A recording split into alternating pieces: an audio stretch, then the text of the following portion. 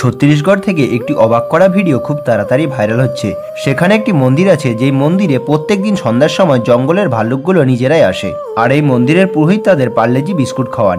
এখানকার মানুষের বিশ্বাস এই ভাল্লুকগুলো সাধারণ কোনো প্রাণী নয়। তাদের মতে বহু বছর আগে এরা মানুষ ছিল, কিন্তু এক অভিশাপের কারণে তারা মানুষ থেকে ভাল্লুকে পরিণত হয়েছে।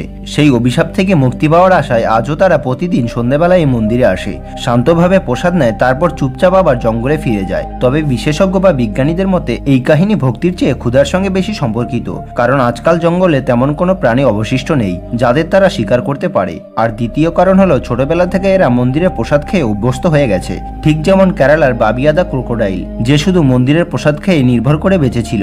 এই ভাল্লুকগুলোকে সবাই বিয়ার বাবা বলে ডাকে, কারণ পুরোহিত তাদের প্রত্যেকদিন পার্লেজি বিস্কুট খাওয়ান। তবে আপনাদের কি মনে হয়, এটি কোনো অলৌকিক ঘটনা, নাকি এরা এখন খুব বেশি পোষ মেনে ফেলেছে? তো বন্ধুরা, ভিডিওটি ভালো লাগলে কমেন্টে জয় মাতা দি অবশ্যই লিখবেন।